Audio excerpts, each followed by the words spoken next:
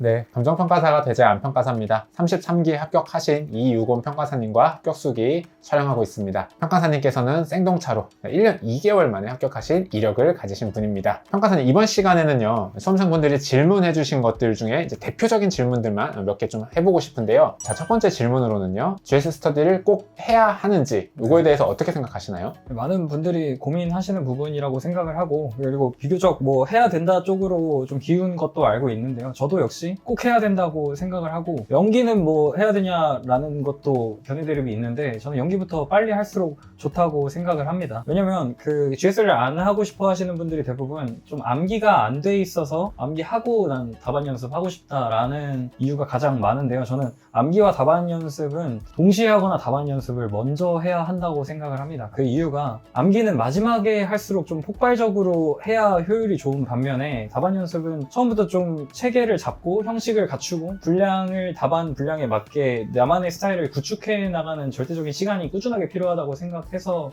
인데요. 그래서 초반에는 당연히 답안 연습을 하고 싶어도 암기한 게 없으니까 쓸 수가 없잖아요. 그래서 초반 GS에서는 범위를 알려주니까 그 부분만 단기 암기해서 외워간 거를 꺼내보는 그 현출하는 답안 연습을 하거나, 아니면 그것조차 안 돼 있다면 그 내가 외우지 않은 논점을 대처하는 답안 연습, 그 두 가지 답안 연습을 먼저 해야 된다고 생각합니다. 네, 알겠습니다. 네, 그리고 정말 많이 외워도, 아무리 많이 외우고 폼이 올라도 실전에서는 생각보다 눈치껏 대처해야 할 일이 반드시 발생하는 게 저희 시험이기 때문에 대처 능력을 연습하는 게 상당히 중요하고, 그걸 연습장만 외워본 사람이 깨닫기가 정말 어렵습니다. 그래서 해본 사람들이 GS를 꼭 하라고 말씀을 드리는 거고요. 그리고 저희 시험은 1년에 한 번밖에 없고 200등 안에만 들면 되기 때문에 독자적인 노선을 구축하기보다는 가능하면 다수의 성공 사례를 따르는 게 안전하다고 생각합니다. 그래서 뭐 GS 안 하고 합격한 사람이 있다, 아니면 뭐 목차도 안 잡고 막 썼는데 합격한 사람이 있다 라고 하는 얘기를 들을 수는 있겠지만, 그게 위안이 될 수는 없다고 생각합니다. 네, 알겠습니다. 자, 그 다음 질문은요, 인강만 들어도 되나요? 라는 질문.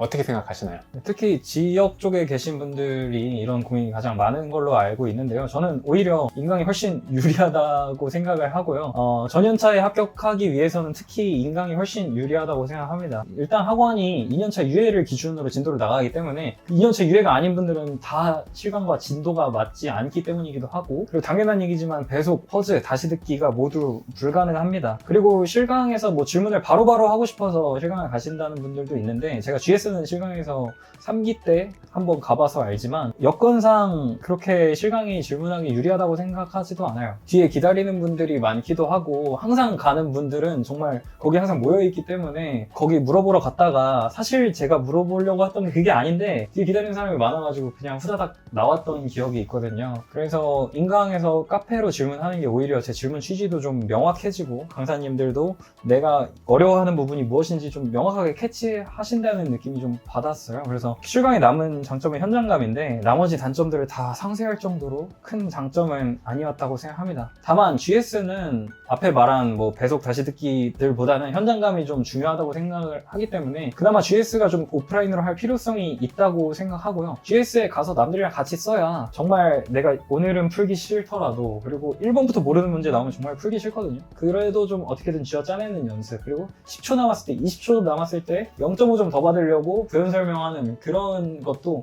해봐야 실전에 할 수 있다고 생각을 해요. 그래서 GS는 오프라인으로 참석하는 게 좋다고 생각을 하지만, 이 부분 역시 뭐 절제력만 있으면 온라인으로 해결할 수 있는 부분이라고 생각합니다. 하지만 대부분의 분들은 5시간 내리 문제를 푸는 게 쉽진 않아서 실강을 많이 갑니다. 그렇습니다. 궁금한 게, 아까 그 현장감이라는 단어를 썼잖아요. 네. GS 문제 풀 때 현장감은 저도 알겠어요. 네. 다 같이 와다다다다 푸는 네. 분위기, 뭐 긴장된 분위기, 막 넘기는 소리, 10초 남았다 하는 그런 긴장감, 이런 건데, 강의 들을 때의 현장감이라는 거는 어떤 걸까요? 저도 그 GS 끝나고 강평을 실강으로 들었으니까 사실 강의를 들어봤다고도 할 수 있는데, 저는 불편한 점밖에 못 느꼈습니다.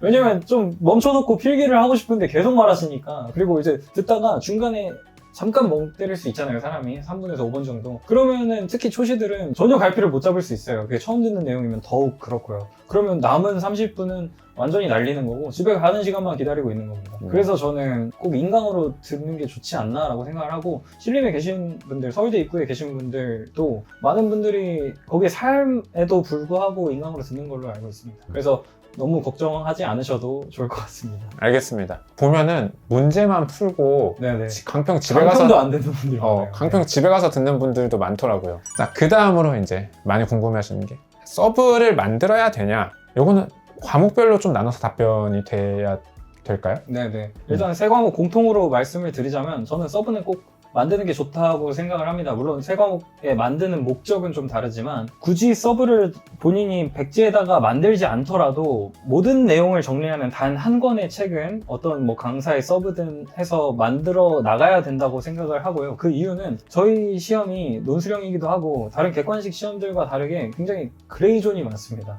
그러니까 뭐 쓰면 좋지만 안 써도 크게 상관없는, 물어보진 않았지만 하면 가산점이 있는 뭐 이런 잡기술들이 생각보다 많습니다. 그리고 기본서에 있는 내용보다 아까 말한 그 단연차의 요령이라고 했죠. 굉장히 영리하게 키워드만 쏙쏙 뽑아서 득점을 해가는 그런 멘트들을 볼 때마다 계속 주워 담아서 내가 계속 베이스 캠프를 지킬 곳이 필요하기 때문에 서브를 꼭 만들어야 된다고 생각을 하고요. 그리고 서브에 만드는 목적은 조금씩은 다른데, 실무부터 얘기를 하자면 실무는 기본서에 안 나온 논점이 나오기도 하고, 그리고 목차별로 들어갈 고정 멘트들이 있습니다. 그것들을 꼭 챙겨가고, 그리고 채점평을 볼 때마다 내가 뭐 3방식 잘한다고 생각했지만 2기, 3기에 나오는 3방식에서는 또 추가로 들어가면 좋은 키워드들이 채점평을 보면 나오거든요. 그 친구들을 계속 추가 해나가면서 내 걸로 만들기 위해서, 그리고 내가 한번 빠졌던 함정, 뭐 이거에 속아서 한번 내가 틀렸으면은 그 장치 자체를 전 포스트잇으로 가져와서 그 논점 옆에다가 붙여놓고 읽어본 다음에 문제를 풀었습니다.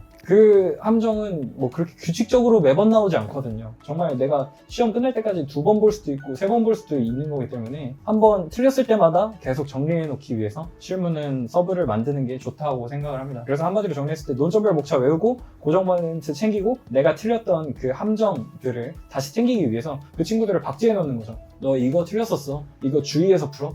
하는 논점들을 체크하고 들어가기 위해서 서브가 필요합니다. 그리고 이론으로 넘어가자면요. 이론은 아까 제가 말했듯이 기본서를 다 외우기에는 총론은 너무 뚱뚱해요. 그래서 뼈대들을 발라내서 외우기 위해서 서브를 목차집에다가 제가 키워드들을 발라내기 위해서 했고요. 그리고 실무와 마찬가지로 기본서에 안 나오는 논점들이 GS에 많이 등장하고, 그리고 알고 있는 논점이지만 이런 식으로 물어본 건 처음이야 라는 것들도 GS에 등장합니다. 그런 것들을 챙길 만한 것들은 계속 추가해 나가기 위해서 서브가 꼭 필요하다고 생각을 합니다. 마지막으로 법규는요, 제가 추천드리는 방법은 아니지만 저는 많은 강사님들의 예시 답안을 참고하면서 종합적인 효율적인 문장을 만들기 위해서 서브를 만들었지만, 다른 분들도 다 이렇게 할 필요는 없다고 생각을 하고, 저도 다시 돌아간다면 이렇게까지 안 해도 되지 않을까 생각을 해요. 네, 그래서 법규는 효율적인 문장으로 편집을 하고, 그리고 기본서에 없지만 GS에 나온 판례 문제들 추가하기 위해서, 그리고 그게 계속 나올 수도 있지만 정말 뭐 2기 1주차 한 번 나오고 시험 볼 때까지 안 나올 수도 있어요. 그래서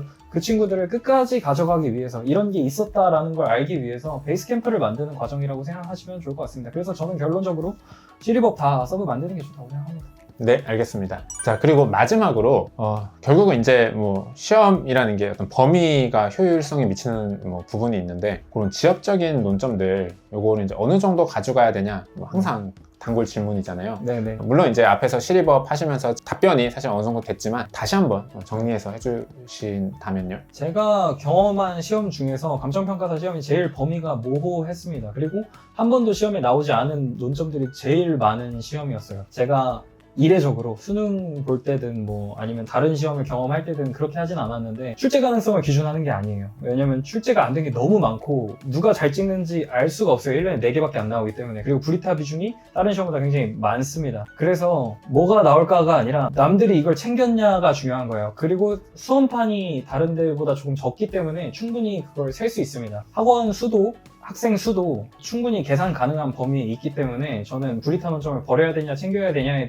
대해서는, 남들이 이걸 썼나? 그러면 이게 만약에 나왔을 때 이걸 내가 못 쓴 게 문제가 될까? 이걸 충분히 합격 인원만큼 이 논점을 쓸까를 고민하면서 썼고요. 그래서 저희 수험판이 작고 출제 범위가 모호하고 브리타 비중이 많은 시험이기 때문에 지원 논점을 최대한 많이 챙기되 아까 말씀드렸듯이 키워드 밀도 조절을 하는 식으로 좀 보수적으로 접근을 했습니다. 네, 알겠습니다. 자, 이렇게 해서 평가사님과 대표적인 질문들에 대한 답변도 들어봤습니다. 자, 이렇게 해서 평가사님과 합격 수기를 마무리했는데요. 평가사님의 간단한 소감 들어보도록 하겠습니다. 그 전에 제 소감 먼저 말씀드리도록 하겠습니다. 이효건 평가사님은 제가 합격 수기를 찍으면서 본 분들 중에서도 한 탑 3 안에 들 정도로 공부 방법론에 대한 본인의 생각도 고민도 굉장히 많이 하시고 얘기도 많이 들어보시고 그런 걸 확고히 하시고 공부를 한 그런 스타일이신 것 같아요. 그래서 어떤 걸 물어봐도 이제 본인의 생각이 딱 있고 이제 그런 것들을 잘